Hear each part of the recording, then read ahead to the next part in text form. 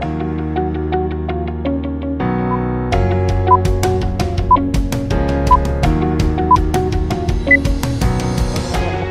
ketemu kembali di episode terbaru dari Vokal Podcast. Masih bersama saya Pirhot Nababan, Nasar Daniel, dan juga Rizdo Simangunsong. Hari ini kita ditemani oleh teman kita Mirsi Insani.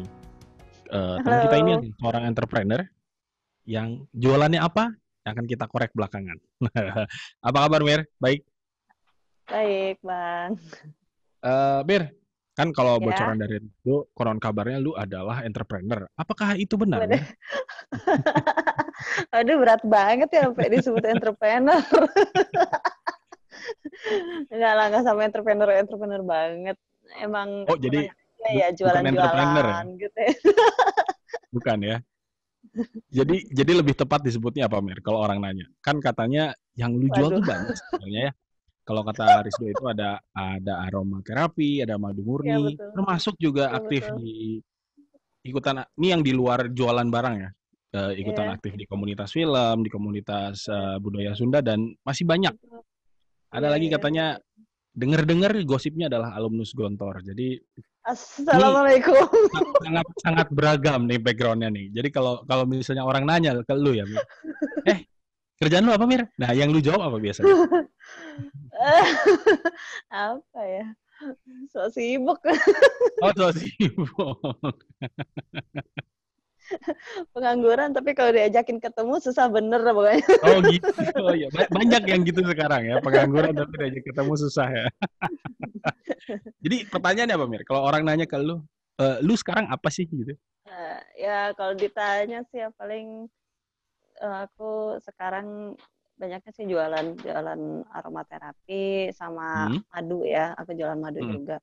Ada juga sih jualan-jualan yang lainnya, tapi itu aja sih yang paling fokus. Oh, itu yang paling fokus ya, jualan aromaterapi sama madu. Aromaterapinya apa, Mir? Essential oils atau yang lain? Nah, ini kalau dulu saya sempat jualan essential oils kayak gitu. Cuman kalau dulu kan belum terlalu banyak ya yang jualan online. Jadi kayak benda-benda cair tuh agak susah untuk di shipping keluar pulau.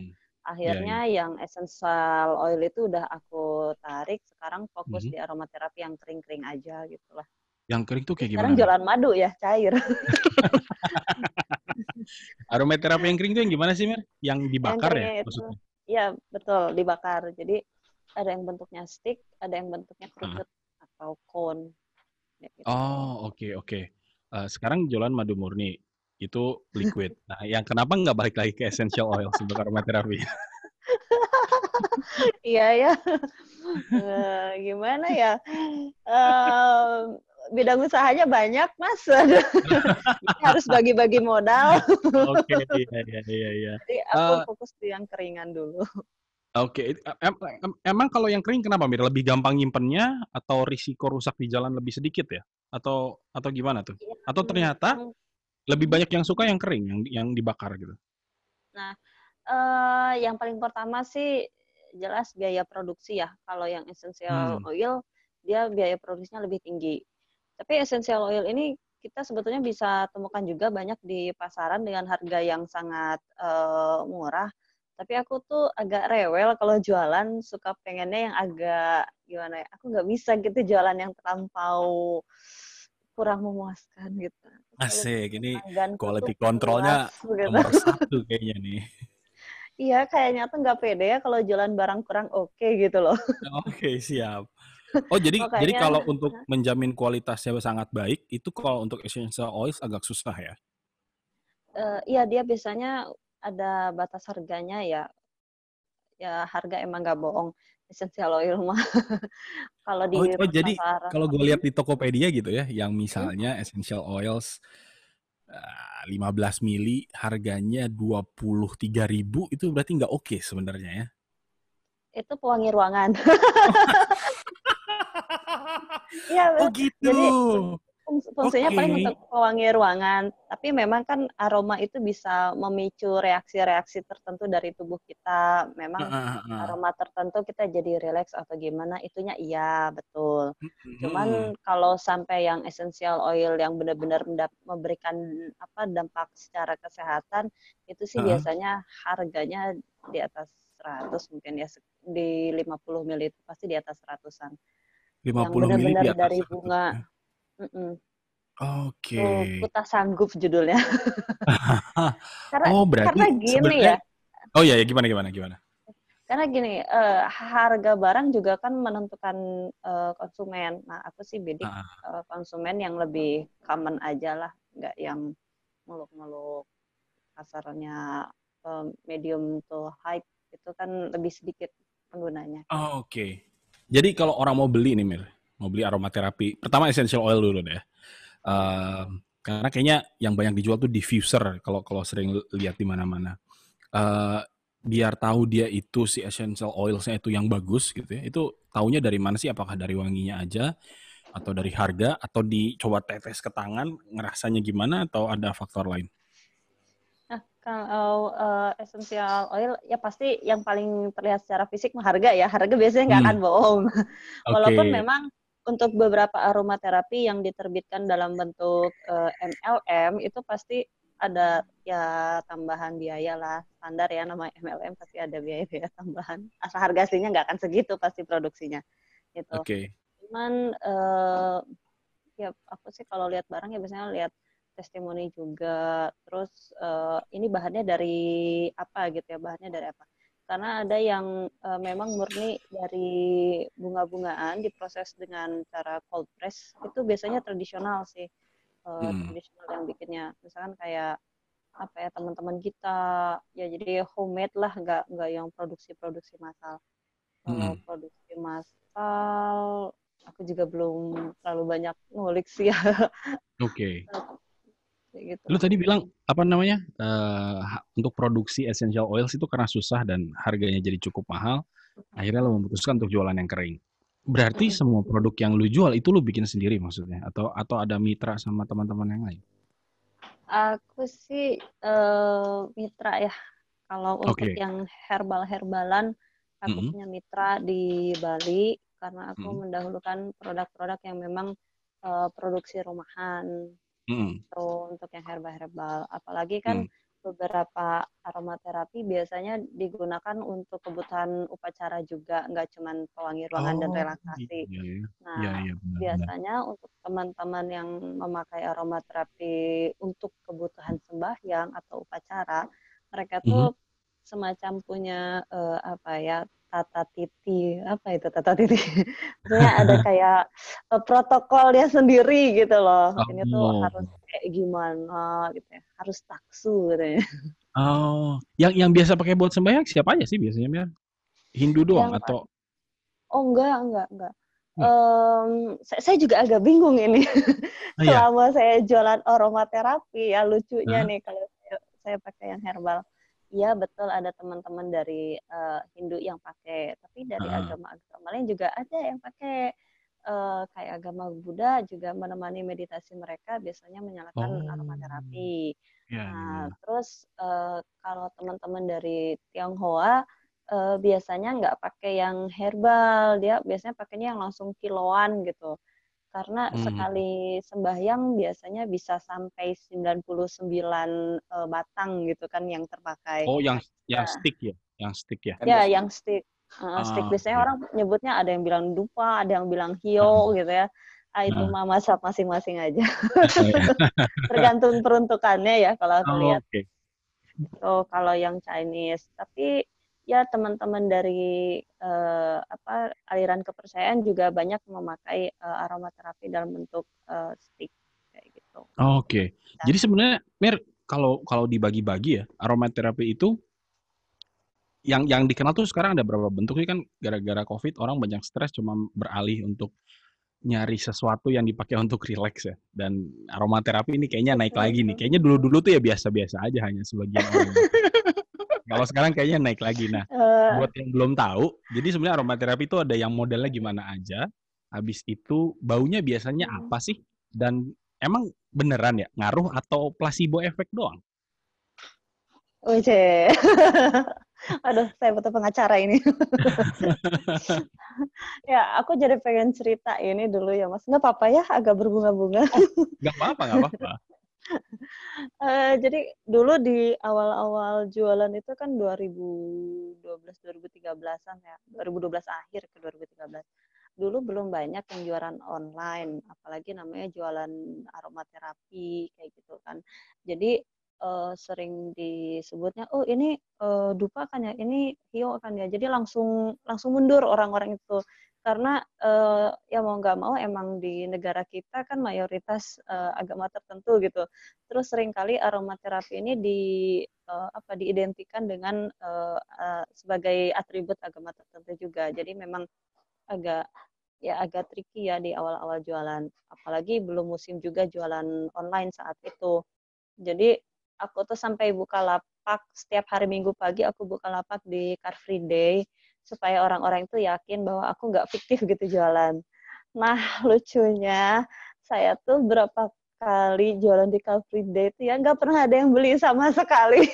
Tapi saya tetap datang ke Car Free Day hanya supaya Beneran itu meyakinkan nggak bahwa ada yang beli atau nggak ada yang bahkan nggak ada yang nggak nanya-nanya? ada. Ih, nggak ada, Mas. Yang ada ya Wow. lewat terus mereka tuh kipas-kipas hidung kayak gitu. Sedih. Kipas-kipas Oke. hidung. Oke. Karena ya gitu. Karena aromaterapi atau aroma-aroma tertentu itu masih sangat identik dengan agama atau kepercayaan tertentu gitu ya. Padahal ya kalau kita lihat ya hari ini pemakaiannya ya lebih ini lagi ya lebih luas lagi. Itu transisinya bisa kita lihat mulai dari makin makin populernya meditasi di sekolah-sekolah. Jadi tahun 2016-an 2016-an kan beberapa sekolah biasanya memulai kegiatan belajar mengajar dengan cara meditasi misalkan. Ya, mereka tidak menyebutnya sebagai meditasi, mereka menyebutnya sebagai waktu hening kayak gitu. Tapi practically it is meditation gitu. Nah, pakai aromaterapi. Kemudian kesininya musim yoga kayak gitu kan, pilates ya, gaya-gaya sehat-sehatan Ini gitulah. kayaknya lekat dengan musiman tren-tren yang ada di masyarakat ya. Iya, kita kan Oke. gitu ya musim-musiman. Jadi ada transisinya, makin ke sini kan ada lagi tuh mulai tren MLM yang bentuknya aromaterapi, tapi essential oil. Tapi paling tidak orang makin makin akrab dengan aromaterapi. Uh, Kemudian makin kenal juga bentuknya ternyata tidak hanya oil, ada juga yang bentuknya keringan, bentuknya kerucut, bentuknya stick atau coil macam-macam. Jadi orang lebih akrab. Kalau yang paling antipati itu biasanya kan kalau udah aromanya aroma kemenyan ya. Iya, iya, betul. Betul, Aduh, betul.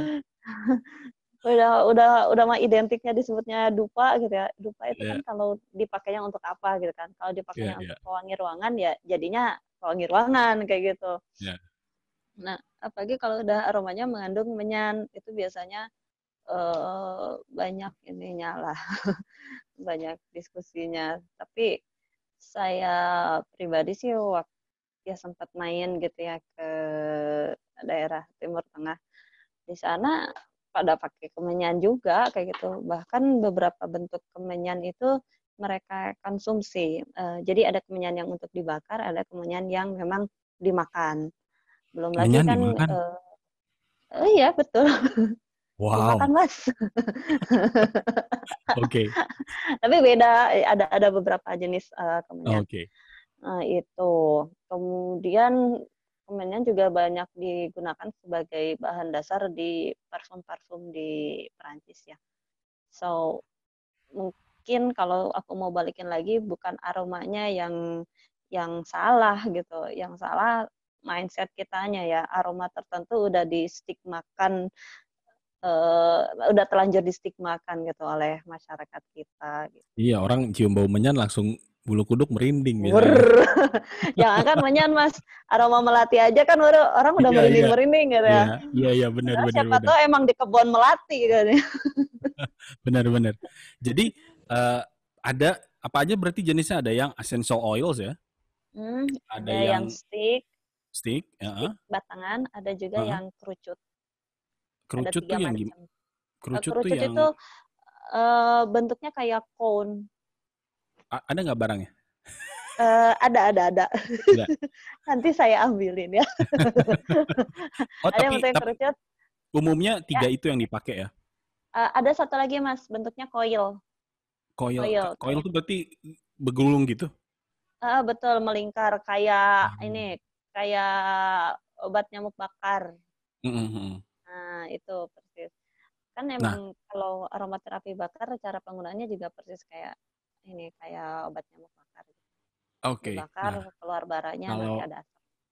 Kalau yang yang tadi gua tanya, apakah memang dia hanya sekedar untuk ngebantu ya, misalnya proses meditasi jadi lebih tenang, atau memang sebenarnya ada benefit secara kesehatannya nggak sih? Jadi maksudnya karena dia menghirup itu, tiba-tiba reaksi fisik dari badan jadinya lebih rileks dan lebih tenang badannya, atau ada penjelasan lain? Itu dia lagi mau nunjukin itu, mau nunjukin yang kerucut, yang cone. Yang kerucut ada nih, udah datang. Ada, dia bentuknya kayak gini nih. Oh, yang ini gue nggak pernah lihat nih. Nah, dia kelihatan ya, bentuknya kerucut. Ini biasanya aku sih jual kayak gini nih, ada aromaterapi kerucut. Itu dibakar yang di paling atasnya ya? Di tipsnya itu ya? Iya, betul. Ya, sampai habis? Tipsnya. Sampai habis. Nanti dia kan dibakar, keluar apinya, kita matikan kalau udah ada baranya. Nah, dari baranya itu keluar asap. Ini bentuknya ada 2 macam sebetulnya. Yang seperti ini, dia rata ya bawahnya, kayak gini. Ada lagi yang bawahnya itu berlubang. Kalau berlubang, dia asapnya dari bawah, tidak dari atas. Aku nggak punya kalau yang berlubang dari bawah. Aku jualnya yang gini aja. Ke yang tadi ya, efek itu, efek placebo. Aku nggak berani ngomong bahwa aromaterapi memberikan efek secara kesehatan, karena aku tidak pernah secara pribadi mengadakan riset secara medis ya. Itu aku nggak bisa sok-sokan ngomong yes or no gitu. Tapi yang bisa aku pastikan adalah aromaterapi itu merangsang reaksi tertentu dari tubuh kita. Biasanya sangat berkaitan dengan memori. Misalkan saat kita mencium aroma rendang dimasak, biasanya kita langsung kerubukan ya, perutnya gitu, lapar. Nah, kayak gitu. Atau misalkan saat kita mencium aroma bunga di taman bunga, misalnya kita ke taman bunga terus kecium aroma bunga, itu kan langsung relax kayak gitu. Kalau aku lihat sih lebih ke seperti itu ya. Atau mungkin mencium aroma saat kita ke stasiun kereta pasti ada tercium aroma butter campur coklat, terus kita langsung ini kan aroma roti anu gitu kan, terus buat kita kalau lagi lapar iya. Bener. Aku lihat sih prosesnya gitu ya. Aroma memancing memori tertentu dari dari memori kita, kemudian itu merangsang tubuh kita untuk memberikan reaksi-reaksi tertentu. Atau aroma sidia bikin kesuat-suat. Benar ya. Jadinya sakit hati itu mah ya. Atau parfum orang yang kita sayang gitu kan, biasanya ini aromanya kayak kenal gitu kan. Ini kayak ada reaksi merinding-merinding. Pengalaman pribadi kayaknya. Ya. Aku kalau nggak pengalaman pribadi mana berani cerita. Nah, Mir, kan tadi lu cerita waktu itu jualan di CFD malah orang ngibas-ngibas hidung gitu ya. Nggak ada yang beli ya. Sedih itu banget. 2000 berapa tadi? 2012 ya, 2013. Iya, 2012 akhir sampai ya bisa dibilang, tapi udah intensnya tuh 2013 lah aku bisa. 2013, berarti udah 7 tahun lah. Berarti kan lu jualan ini bukan jualan yang pengen lagi ngetren nih terus ikutan jualan gitu ya. Berarti emang udah dari lama. Kenapa lu pilihnya aromaterapi, Mir? Aduh, gimana ya? Jadi ini mah lebih kaitannya lebih ke perjalanan hidup aja mungkin Oke, sama. ceritain dong. Waduh, gawat. Ya soalnya kan Yang banyak perlu banyak banyak nih ya yang disensor kayak penjual. gitu. Ada yang perlu banyak Iya. disensor. Iya, soalnya kan banyak ya orang yang jualan online itu ya ikutin bener-bener tren. Ini lagi ram. Jadi kayak gue lihat di Tokopedia itu etalasenya macam-macam. Dia bisa jualan keyboard komputer, tapi bisa jualan aromaterapi gitu kan jadi nggak nyambung ya. Sementara kan kalau Nah, lu kan konsisten ya, udah 7 tahun. Berarti ada sesuatu nih biasanya di oh baliknya iya, nih. iya. Ceritain. Waduh. Apa ya?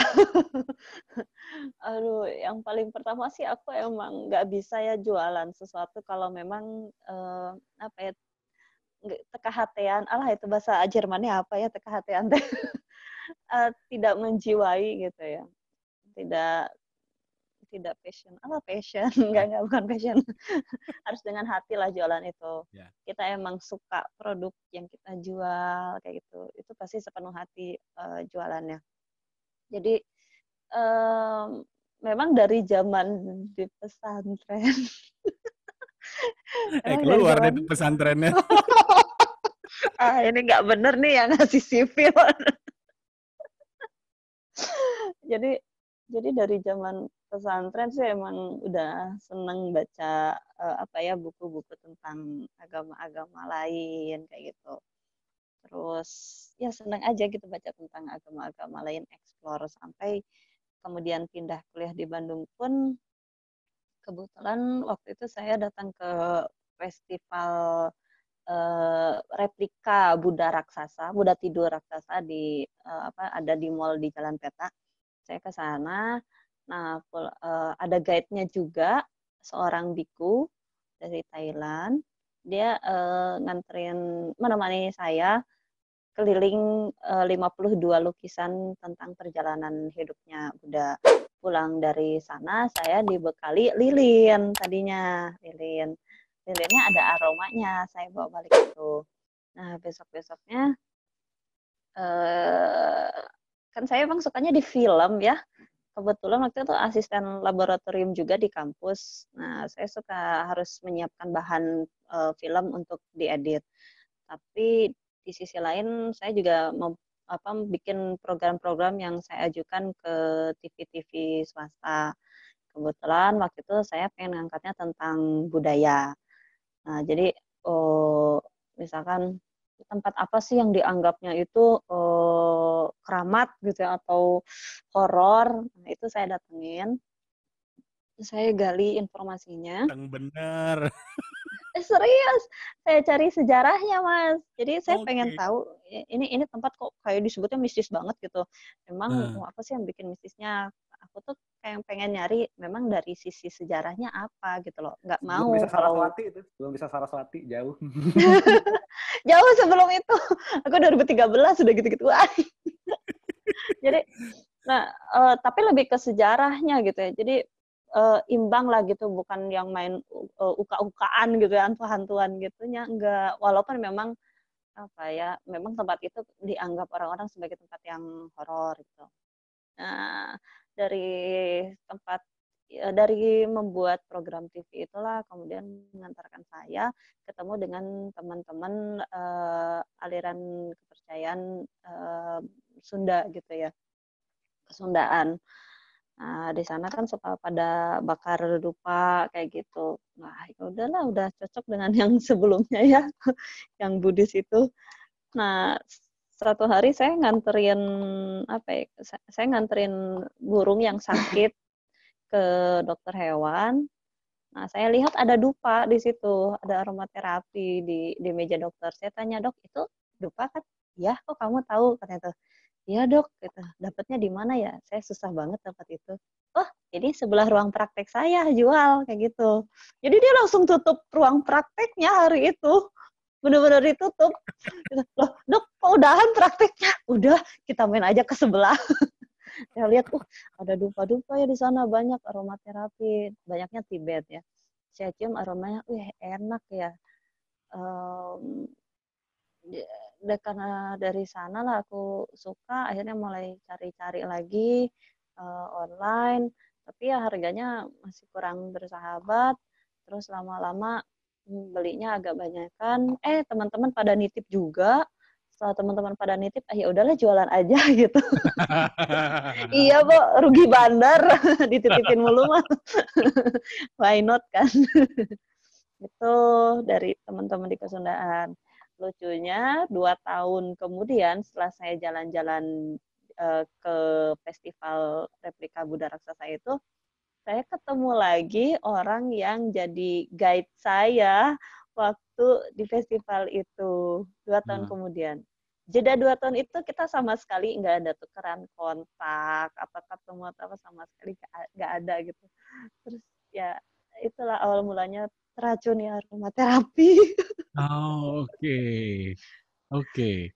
Terus kan di Tapi 2012-13 udah nggak ada yang beli, malah orang ngibas-ngibas hidung. Yang membuat akhirnya lu bertahan, yakin nih produk bisa akan kejual dan paling nggak bisa jadi ladang penghidupan tuh apa sebenarnya, Mir? Aku mah dasarnya bukan karena apa ya, aku nggak menaruh harapan untuk menyandarkan hidup dengan berjualan aromaterapi sih, enggak. Aku memang Oke. senang dengan aroma-aroma ya, ternyata ini enak gitu ya, beda banget dengan yang biasanya aku dapat di mall-mall gitu ya, di toko batik, aromanya kan cuma asap aja. Nah, ternyata ini tuh aromanya enak. Nah, dari situ aku tuh kayak yang seneng gitu explore aroma-aroma. Sampai kayaknya emang agak sensitif jadinya gitu ya. Kalau ada kecoa masih 6 meter aja udah yang, ada kecoa gitu, ada kecoa gitu. Nanti teman satu kontrakan, apaan sih ya lo, lebay banget gitu. Iya benar, ini ada kecoa ini. Nanti baru 3 detik kemudian baru datang kecoanya. Oh, lu udah sampai sesensitif itu hidungnya ya sama penciuman bau-bau itu ya? Mungkin karena ini aja ya Mas, aku nggak ngelihat itu sebagai sebuah keistimewaan sih. Karena terbiasa ya, namanya dagang gitu ya, kita misalkan mencium gitu ya, oh ini karakternya segar, terus maskulin tapi soft, atau misalkan ini ada manis-manisnya gitu. Misal kayak Kayak ini aroma air. bunga kering gitu. Merek air. Ada loh yang aromanya kayak air beneran. Aroma kayak air? Maksudnya bau air gitu? Oh, Jadi ada ya? aku sih nyebutnya aroma air ya, karena aromanya itu sama kayak kalau kita lagi di pantai. Nah, aroma uap-uap di pantai itu kayak gitu. Nah, makanya aku bilang ini aroma air. Gitu. Oke. Dari semua yang lu jual, Mir, biasanya yang paling laku bau apa sih? Aroma apa sih? Wangi apa? Paling laku ada jasmine sih nomor 2. Nomor 2 paling laku jasmine, nomor 3 lavender. Nomor 1? Pinter ya gue ya diwawancara. Bikin orang nanya kan. Yang paling laku ini, yang paling pertama. Aku nggak bisa jelasin ini aromanya apa, karena dia kan langsung Maharaja tulis Gold. kayak gini aja ya, Maharaja Gold. Tapi kalau aku cium, dia di dalamnya ada aroma campuran kayu gaharu, ada aroma bunganya juga sedikit, terus totally Bentar, Mir. aromanya, Ini stick ya yang dibakar ya? ya betul, ini stick. Ini Oke. bisa juga. Nah, Itu kayak gimana sih, kayak gini. kembang api kan ya? Ah, iya benar. Ya bukan kembang api. Ya ada lah yang nyangka kembang api di Car Free Day. Oh, itu yang paling laku ya?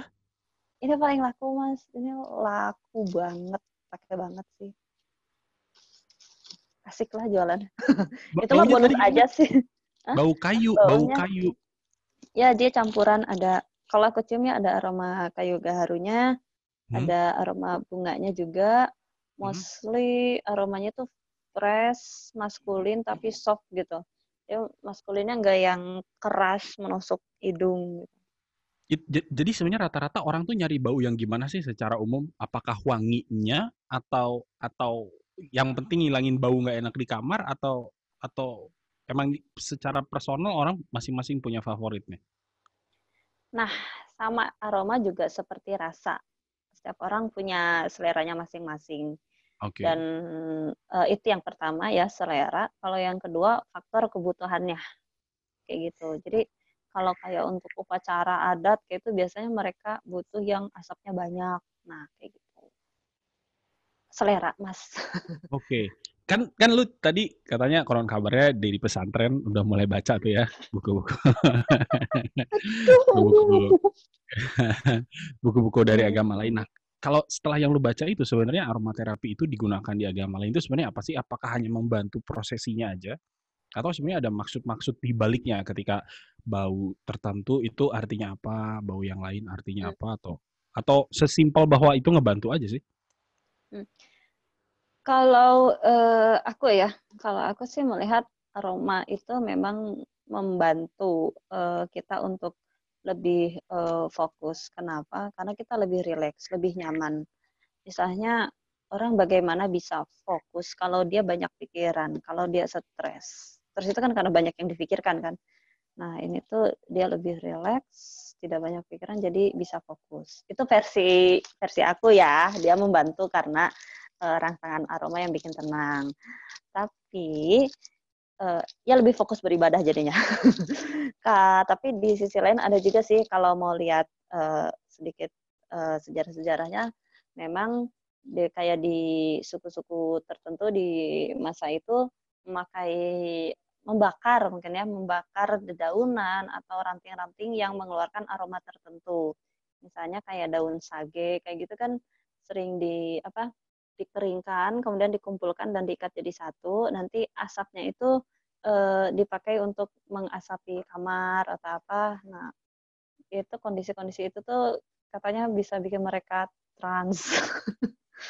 Trans sehingga mereka misalkan bisa mengakses ketemu leluhur lah atau apalah. Cuma saya kan nggak berani ya menceritakan mengiyakan bahwa itu betul karena saya sendiri belum pernah mengalami pengalaman yang seperti itu gitu.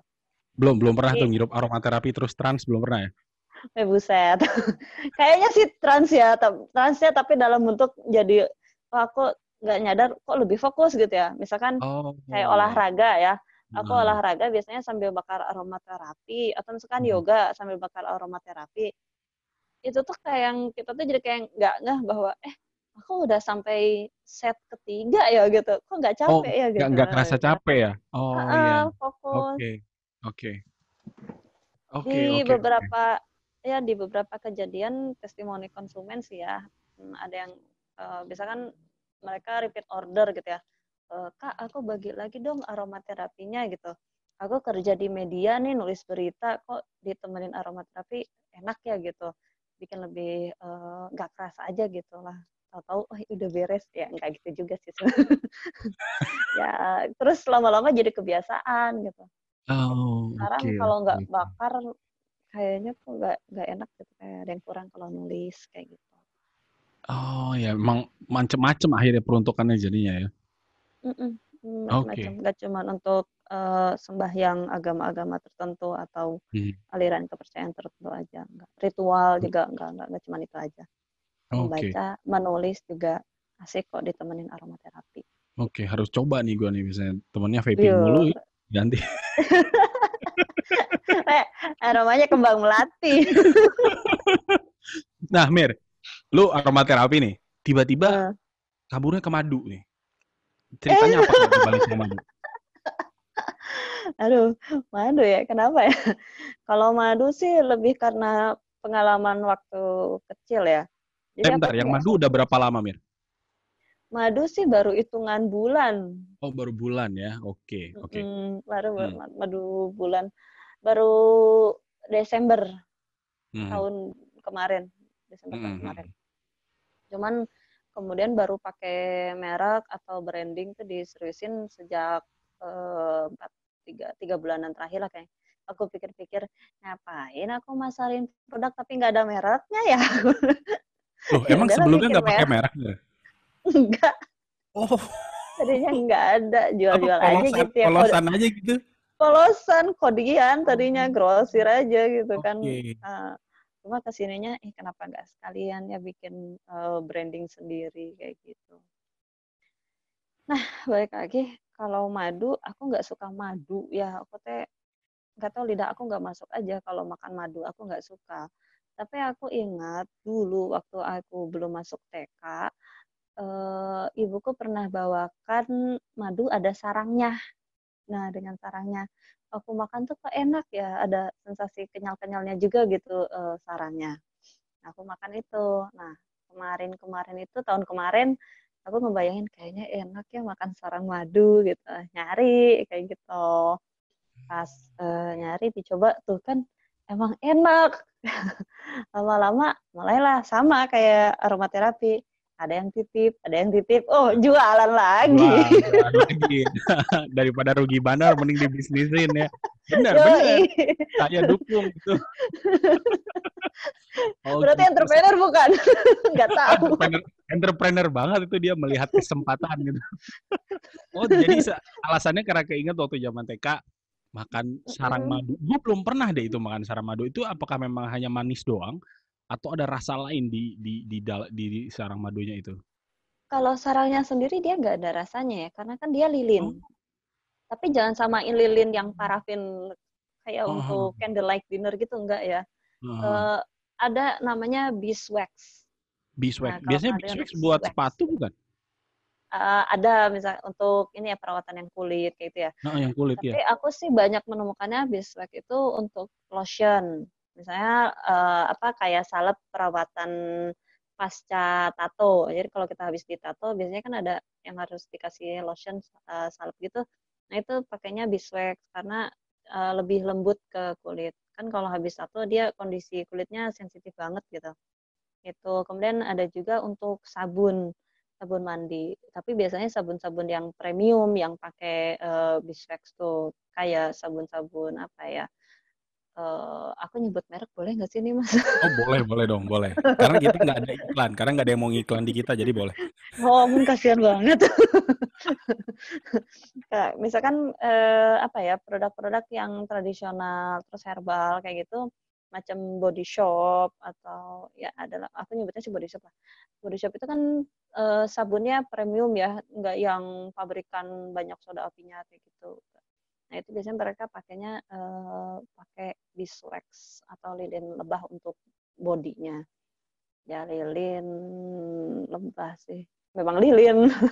Jadi Iya, kalau iya disebut wah ini benar. lilin, ya emang lilin lebah gitu, tapi jangan samain dengan lilin Lilin buat, parafin. iya iya benar. Eh, Itu nggak ada lu akhirnya rasanya. madu merek sendiri akhirnya ya? Yoi. Kalau kalau aromaterapi merek sendiri enggak? Merek sendiri juga. Itu sih masih kepada distribusiin aja ya, Oh, distribusiin oke. karyanya teman-teman di Bali, tapi kemudian dilengkapi juga dengan yang produk-produk impornya juga, karena kebutuhan Hmm, pasar aja sih itu. Kalau oke. itu aku bikin toko, tapi kalau bikin brand produk sendiri sih belum. Yang Dulu paling aja pas pusing. essential oil aja bikin pakai Oh, brand yang sendiri. brand sendiri Sekarang Essential udah Oil. enggak. Oke.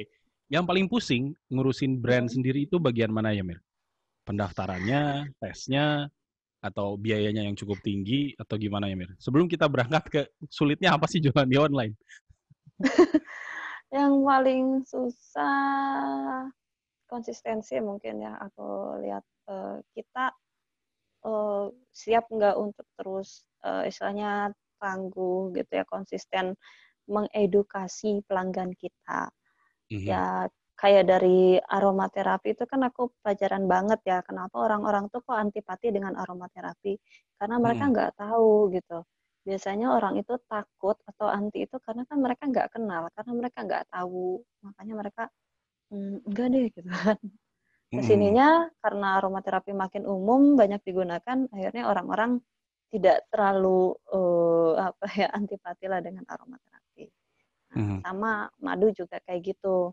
Biasanya orang antipati dengan madu itu karena memang udah terlanjur banyak madu palsu ya yang beredar atau madu sintetik yang beredar. Makanya pas aku ngeluarin produk juga aku harus pandai-pandai mengedukasi pelanggan apa sih bedanya madu aku dengan madu yang ada di pasaran kayak gitu. Terus Ngedukasinya gimana, bagaimana Mir? edukasinya?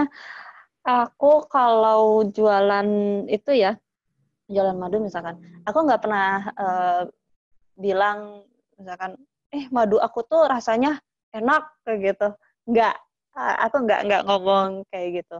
Yang aku lakukan adalah misalkan bagaimana cara menguji keaslian madu. Nah, itu yang aku naikkan di media sosial.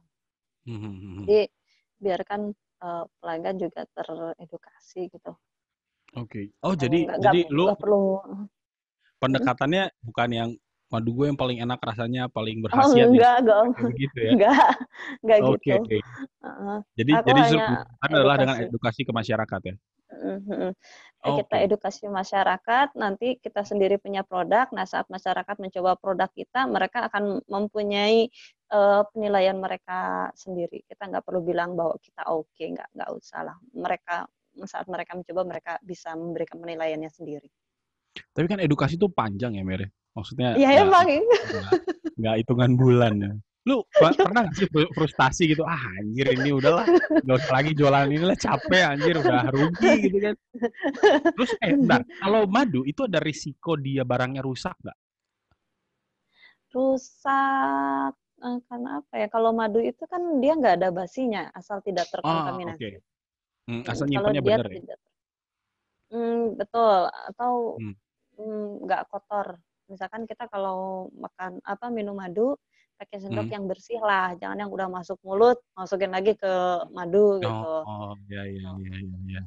Karena Oke. kayak gini Mas, kayak arkeolog kemarin saya baru terbitin nih di media sosial brand madu tuh.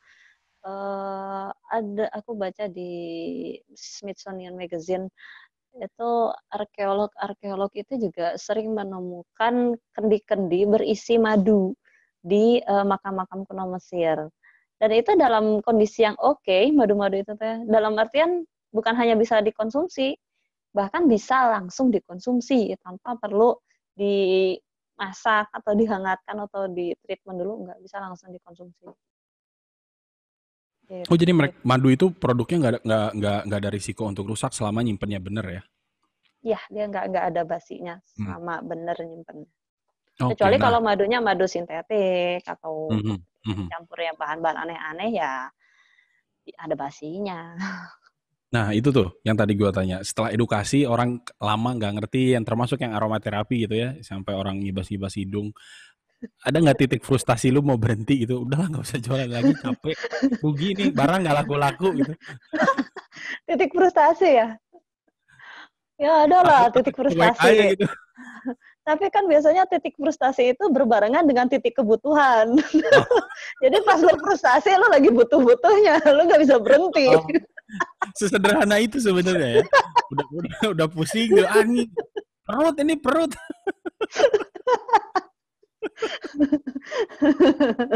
Enggak lah, ya makanya lah aku bilang tadi kan, aku tuh nggak bisa jualan produk yang aku nggak sayang sama produk itu gitu lah. Aku tuh pasti cinta sama produk yang aku jual. Oke. Oh jadi ketika udah lagi pusing gitu ya, ini kok kayaknya orang nggak ngerti-ngerti, tinggal bakar aromaterapi tenang lagi gitu ya. Ya nggak gitu juga lah Mas. Saya tuh ya, saya waktu lagi stres-stresnya ya, udah bakar aromaterapi, udah meditasi, udah minum green tea, tetap aja stres. Stres aja lah. Mindset kita juga mesti dirubah itu. Tapi itu ya, itu oke-nya mungkin ya. Karena aku banyak bergelut di aromaterapi selama 7 tahun ini, aku tuh ketemu orang yang benar-benar macam-macam banget lah istilahnya. Konsumenku tuh kan mulai dari dukun gitu ya. Yang pakai buat. Iya ada. Jangan salah. Asli. Mulai dari dukun sampai dengan studio yoga atau tempat-tempat spa. Aku pernah supply juga di beberapa tempat spa massage gitu. Nah itu lucu kan, orang kalau masuk tempat massage atau refleksi gitu ya, tenang kan ya, relax bawaannya. Padahal misalkan aromanya aroma jasmine ya, alias melati gitu. Tapi kalau dia jalan kaki di tengah jalan gelap tiba-tiba mencium aroma melati, kenapa dia ketakutan? Itu kan aku nggak ngerti itu logikanya gimana. Udah kan sama-sama melati gitu. Benar. Ya, ya, ya. Oke, oke.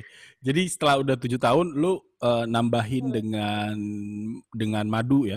Nah, Biasanya kalau madu itu lu juga dari teman-teman atau punya kebunnya sendiri? aduh, aku sih kerjasamanya dengan pemanjat. Mhm. Jadi kayak aku jual kan madu hutan. Kalau madu Bentar. hutan Emang kan madu selain madu sintetis sama madu hutan ada apa lagi, Mir? madu sintetik, madu sirupan. Itu yang gimana lagi tuh? Madu sirupan itu jadi lebahnya dikasih makannya glukosa kayak gitu. Jadi madunya malas, nggak mau main, nggak mau terbang. Di situ aja, di dekat sarangnya dikasih larutan glukosa itu. Tapi bukan madu sintetis jadinya ya? Eh, Madu sirupan istilahnya kalau itu, karena kan pakai sirup Oke. gula. Nah kalau madu sintetik kan memang apa ya, dia mah dibuat dari bahan-bahan sintetik lah, Jadi udah emang nggak bukan ada dari lebah madunya. ya? Iya, Oke. kalau teman-teman bisa lihat beberapa produk madu yang dijual di pasaran, coba lihat komposisinya. Aha. Biasanya kandungan madunya misalkan hanya 0,2% atau 0,05% atau Ah. 0,5, hanya Jadi, segitu madunya. jadi untuk tahu madu yang benar itu apanya komposisinya apa yang harusnya yang tepat? Cara menguji keaslian madu gitu. Ya, Menguji ya, ya. keaslian madu mah nggak ada caranya. Satu-satunya cara, ada dua cara. Yang ke satu uji lab, yang kedua ya Heeh. ikut main aja, ikut main pas panen, atau main ke Oke. peternakannya. Oke, Jadi oke, kita oke. bisa lihat langsung. Nah itu Tapi saya kalau kalau kerjasamanya. misalnya ke supermarket gitu ya, kan suka banyak madu yang di botol tuh ya. Hmm. Dengan ngelihat komposisinya aja kita bisa tahu nggak sih itu madu yang hutan kah, madu sirup, atau madu sintetis? Ada beberapa karakter ya kalau kayak madu hutan yang kita jual kan kita madu hutan murni. Nah Mhm. kalau kayak madu hutan murni itu tanpa dan mentah, mentah ya artinya dia tidak mengalami proses pemanasan, nggak ada treatment apapun. Nah itu madunya biasanya lebih encer. Terus Oh, lebih kadang masih ada encer. bipolen-bipolennya. Karena kandungan airnya di atas 20%. Kalau madu yang udah ada di pasaran sih biasanya dia melewati proses pemanasan dulu. Jadi kadar airnya turun bisa sampai 14 sampai di bawah 14%. Makanya madunya lebih kental, warnanya lebih Oh, seragam karena ada proses pembakaran dari fruktosa menjadi glukosa ya. Warnanya biasanya lebih dark. Tapi ada juga sih madu murni mentah yang memang dari awal nektarnya udah gelap gitu ya. Cari apa ya? Mungkin paling enggak lihat biasanya kalau madu yang memang benar-benar madu hutan asli murni paling enggak dia ada kata-kata kayak mentah-mentah gitu ya atau oke. tanpa proses pemanasan dan dia juga berani menyantumkan nutrition fact ya jadi Mhm. apa kandungan nutrisinya komposisinya kayak gitu. Tips Oke, aku berarti sih paling itu aja ya. biasanya kalau yang madu hutan dia suka suka naruh label komposisi nggak sih di dalam produknya? Ngasih tahu ini apa aja, isinya berapa persen, berapa gram, atau jarang? um, Beberapa produk sih mencantumkan komposisi Oke, tapi mencantumkannya. berarti kuncinya yang tadi ya, kalau dia belum ada proses itu sekitar 20%, kalau yang sudah diproses itu biasanya sekitar 14%-an ya? 14% betul. Dan kalau aku agak rewel ya kalau belanja. Biasanya kalau dia mencantumkan alamat website atau media sosial, aku Ya? kunjungi juga, aku lihat seperti apa kayak gitu. Oke, oke, oke, siap. Jadi alamat online shop lu apa, Mir? Ini yang saya suka. Ini yang bikin saya mau ikutan podcast. Aduh, kalau alamat madu kita Mhm. ada di jalapati.honey kalau di Instagram. Jalapati.honey. Oke, itu yang madu ya? Madu.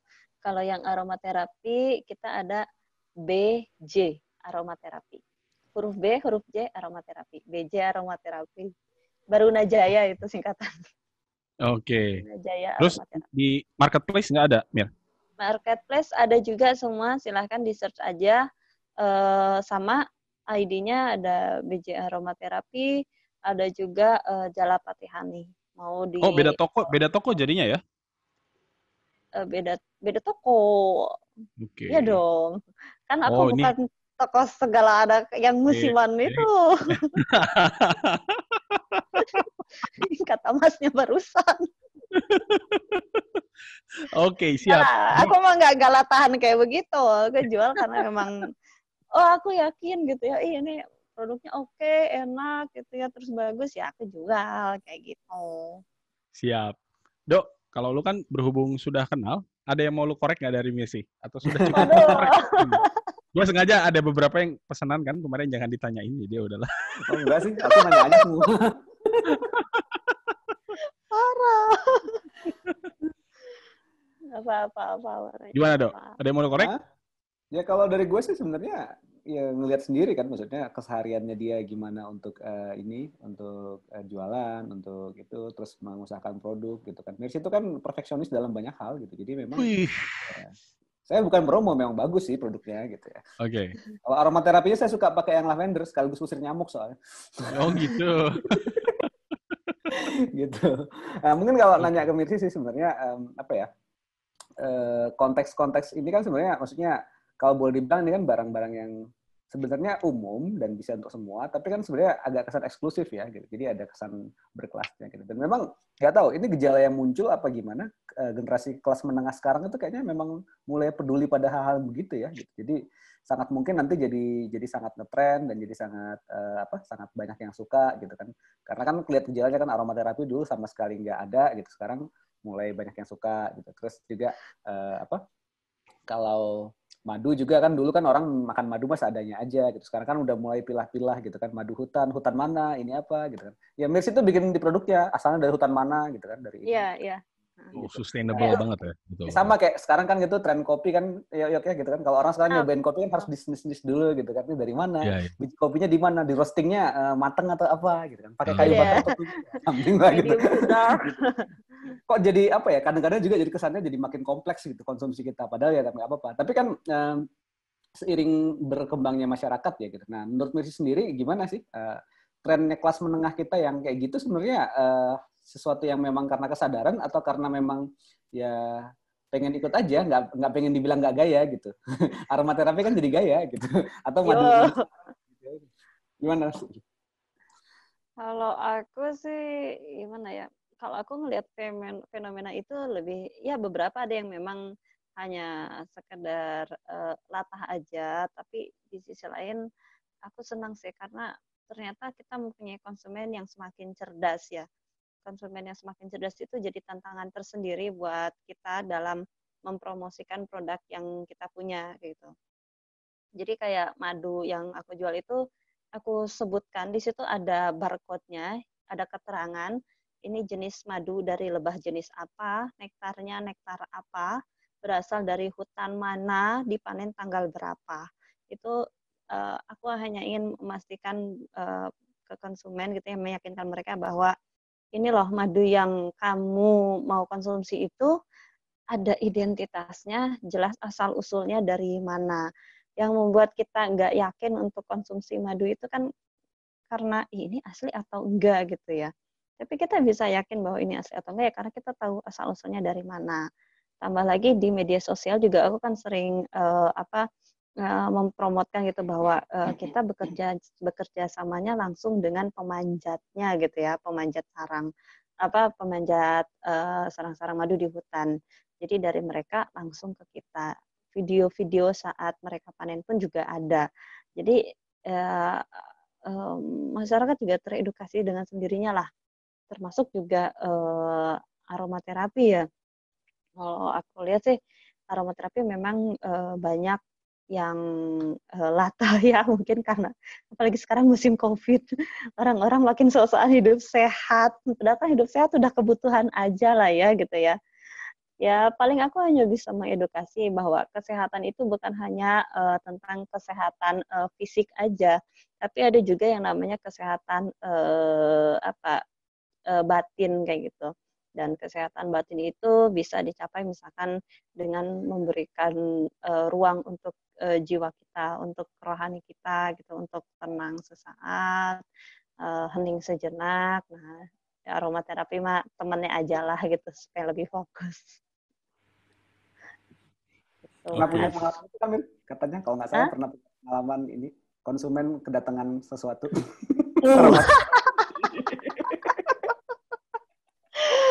Aduh, gimana ya?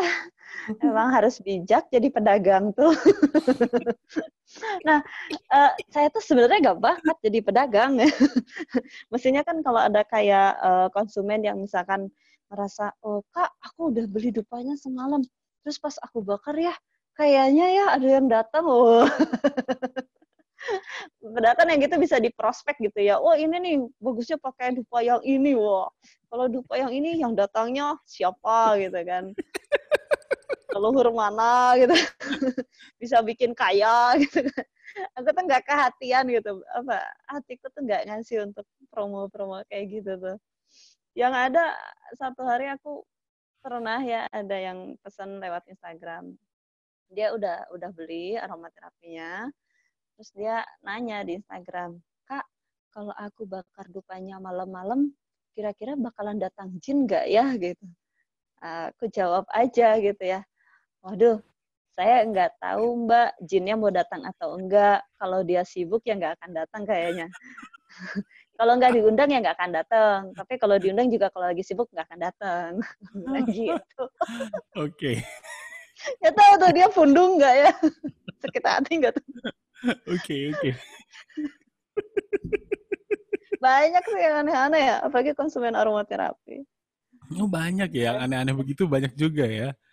Ada, terus aku pikir ya kita kan taunya kalau dupa aromaterapi identiknya misalkan dengan agama Hindu atau agama Tionghoa aja gitu ya. Tionghoa apa agama Konghucu. Konghucu ya. Ya tahu juga. Tionghoa bener kok, agama-agama Tionghoa bener. Nggak taunya pas saya bakar yang ada menyanya orang karismatik lewat gitu. Aromanya kayak di gereja gitu. Loh, aku bingung. jadi siapa sih yang pakai dupa? Aku bingung. Oh iya. Udahlah. Makanya aku bilang kitanya aja sih ya mindsetnya itu yang suka mengkotak-kotakan mengkotak-kotakan itu menjadi atribut agama tertentu. Padahal dia kan ya dia aromaterapi aja gitu. Bunga ya bunga aja. Apa salahnya kalau bunga kering ini dijadikan bubuk terus kita bakar wangi, salahnya di mana? Itu aja. Makanya edukasi lah gitu. Gitu Oke. Ada lagi dong? Dulu. Lanjut lagi. Siap. Tapi kita udah sejam nih, hampir sejam. Wah, udah sejam ya. Basar kayaknya nggak ada. Rizdo udah? Satu lagi deh daripada lama. Apa? Nah itu, lu kan ngejual produk-produk yang lu banget gitu kan, ceritanya kan kayak gitu. Nah itu bagian dari ini nggak, perjalanan spiritual nggak buat lu sendiri gitu. Jadi kan jangan-jangan lu setiap produk yang lu jual di online itu ada kisahnya masing-masing gitu, entah dengan mantan yang mana, entah dengan apa yang apa gimana. Lu kan tipe-tipe penjual yang ini ya, tipe-tipe penjual bukan karena kan tadi kan kita lihat kan, bukan karena pengen, karena itu. Nah gitu. Ya gitu, buat lu sendiri sih ada bagian nggak sih kalau itu bagian dari cerita? Ya ceritanya lu bisa ceritain aja gitu. Enggak lah, aku kesininya memang senang bunga ya. Kalau aromaterapi aku memang seneng banget sama yang namanya bunga. Seneng dengan aroma-aroma, mengeksplorasi, memilah-milah aroma, aku seneng banget. Madu juga kesininya ya sama ya, karena ternyata saat aku terjun di dunia madu, aku bisa eksplor bagaimana ternyata madu itu ternyata beda-beda banget, bervariasi banget, gak cuma satu. Madu dari lokasi yang berbeda, meskipun nektarnya sama, bisa datang dengan kondisi yang berbeda karena faktor geografis yang berbeda gitu kan. terus madu dengan sumber nektar yang berbeda, hasilnya beda juga, aromanya beda, rasanya beda, teksturnya beda. Aku tuh di musim yang berbeda hasilnya beda juga pasti hasil panennya. Nah itu buat aku menjadi kayak hamparan ruang untuk dieksplorasi gitu, yang aku tuh selalu mendapatkan ketakjuban tersendiri di setiap ruang-ruang yang aku eksplor. Jadi kayaknya itulah. Nggak ada cerita mantan, nggak ada hubungannya. Gue mau usaha sendiri aja. Udah dari zaman belum, inilah udah punya usaha. Zaman masih kuliah gue udah usaha. Oke, siap. Ada lagi, Dok? Oke, siap. Thank you Mercy udah ngeluangin waktunya di sore hari ini ngebagi cerita soal aromaterapi dan juga bisnis madunya. Semoga sukses terus ya. Oh, ulangin lagi dong tadi Instagramnya di mana dan toko dan marketplace-nya di mana? Oke. Bentar ya, biar nggak salah nih. Untuk madunya, IG kita ada di jalapati.honey. Jalapati.honey. Kita punya toko di Shopee, Tokopedia, Bukalapak, dan juga Lazada. Silahkan di-search aja jalapati.honey atau jalapati honey atau jalapati honey. Itu untuk yang madunya. Kalau untuk yang aromaterapi, IG kita ada BJ Aromaterapi. Huruf B, huruf J, Aromaterapi. Atau singkatan dari Baruna Jaya Aromaterapi. Kita jualan ada di Bukalapak, atau Tokopedia, dan Shopee, serta Lazada juga. Silahkan di-search aja sama BJ Aromaterapi. Kalau nggak ketemu, cari aja Baruna Jaya Aromaterapi. Tapi kalau mau kita di Instagram atau WhatsApp, Oke, siap. Thank you banget Mercy. Sukses terus dengan usahanya ya. Amin. Terima kasih juga buat teman-teman vokal yang udah pantengin episode terbaru kali ini. Kita nanti akan kembali di minggu mendatang dengan teman-teman yang menarik juga seperti di sini. Terima kasih teman-teman, sampai jumpa lagi.